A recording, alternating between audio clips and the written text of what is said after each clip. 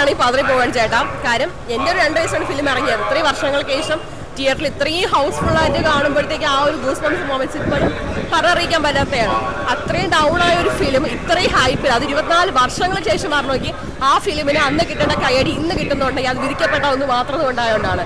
എല്ലാ സിനിമകൾക്കും ഒരു ഡെസ്റ്റിനി ആ ഒരു വിധി കിട്ടണമെന്നുണ്ടെങ്കിൽ അത് എത്ര വർഷങ്ങൾക്ക് ശേഷം ആയാലും അത് കിട്ടിയിരിക്കും. അത്രേ പറയുള്ളൂ. ഹാറ്റ്സ് ഓഫ് എൻ്റെ ഒരുപാട് തവണ കണ്ട പടമാണ്. ഒരുപാട് തവണ എൻ്റെ റിപ്പീറ്റ് ലിസ്റ്റിൽ ഞാൻ യൂട്യൂബിൽ വാച്ച് ചെയ്യുന്നൊരു മൂവിയാണ്.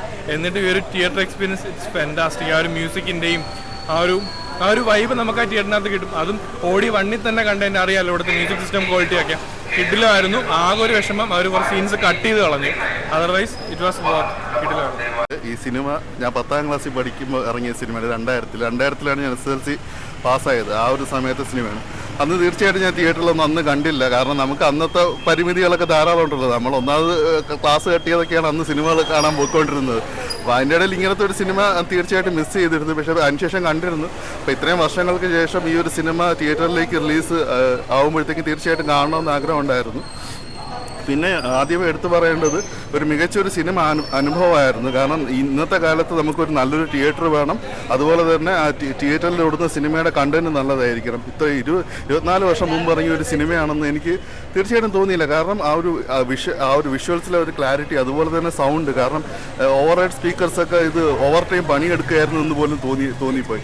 നമുക്ക് മോഹൻലാലിനെ ഫ്രഷായിട്ട് ഒന്നുകൂടെ കാണാൻ പറ്റിയതിൽ എനിക്ക് വളരെ സന്തോഷമുണ്ട്. പിന്നെ ഇപ്പോൾ തലമുറയ്ക്ക് 24 കൊല്ലം മുമ്പ് ഇറങ്ങിയ പടമല്ലേ, അപ്പോൾ അന്നത്തെ മിസ്സായ അന്നത്തെ തലമുറയ്ക്ക് ഒരിക്കൽ കൂടി നല്ലൊരു സിനിമ കാണാൻ സാധിക്കും. തിയേറ്ററിൽ കണ്ടിട്ടുള്ളതാണ്. അപ്പോൾ അത് വെച്ചിട്ട് ഇതിലോട്ട് വന്നപ്പോൾ നല്ല സൗണ്ട് ക്വാളിറ്റിയും പിക്ചർ ക്വാളിറ്റിയും എല്ലാം വളരെ നന്നായിട്ടുണ്ട്. നല്ലൊരു എക്സ്പീരിയൻസ് ആയിരുന്നു. കാര്യം നമ്മൾ തിയേറ്ററിൽ കാണാൻ പറ്റാത്ത ഒരു വിഷമം ഉണ്ടായിരുന്നു. TV കാണുമ്പോൾ നമുക്ക് തിയേറ്ററിൽ കാണണമെന്നൊരു ആഗ്രഹമുള്ള ലാലേട്ടൻ്റെ ക്ലാസിക് സിനിമകളിലൊന്ന്. നമ്മൾ 24 വർഷം മുമ്പാണ് ദേവദൂത് റിലീസായത്. അപ്പോൾ അതിൻ്റെ അതേ ഒരു എക്സ്പീരിയൻസ് തന്നെ നമുക്ക് എങ്ങനെ തിയേറ്ററിൽ അവർ കണ്ടോ അതേപോലെ നമുക്ക് ഇപ്പോഴേ ആസ്വദിക്കാൻ പറ്റി. പിന്നെ 4K എടുത്ത് പറയേണ്ടത് അസാധ്യമായ സൗണ്ടും നല്ലൊരു പിക്ചർ ക്വാളിറ്റി, സൂപ്പർ. എന്താ പറയുക, വല്ലാത്തൊരു പുതിയൊരു സിനിമ കാണുന്ന എക്സ്പീരിയൻസ് തന്നെ നമുക്ക് ദേവദൂത് സമ്മാനിക്കും. അതിനെ കണ്ട കാലം നല്ല സൂപ്പറായിട്ട് എടുത്തിട്ടുണ്ട്. നല്ല സൗണ്ട് ക്ലാരിറ്റി, നല്ല പിക്ചർ ക്വാളിറ്റി. അതിനേക്കാൾ കുറച്ച് പടം മാറ്റിയിട്ടുണ്ട്. ഒരു നല്ല രീതിയിൽ ആൾക്കാർക്കെല്ലാം സൂക്ഷിക്കുന്ന കണ്ടീഷനിൽ നല്ലത് ചെയ്തിട്ടുണ്ട് പടം. അജന്ത 24 വർഷം അജന്ത ഫസ്റ്റ് തന്നെ കണ്ടത്. ലെന്ത് കുറവാണ്. നല്ല തോന്നിയിട്ടുണ്ട്. അതേപോലെ നീട്ടില്ല. ആ കണ്ടീഷനിലൊക്കെ നല്ലത് എടുത്തിട്ടുണ്ട് പടം. ഇത് മുമ്പ് ടിവിയിലെ കണ്ടിട്ടുള്ളതല്ലേ, എന്നിട്ട് തിയേറ്ററിൽ വന്നപ്പോൾ പുതിയ സിനിമ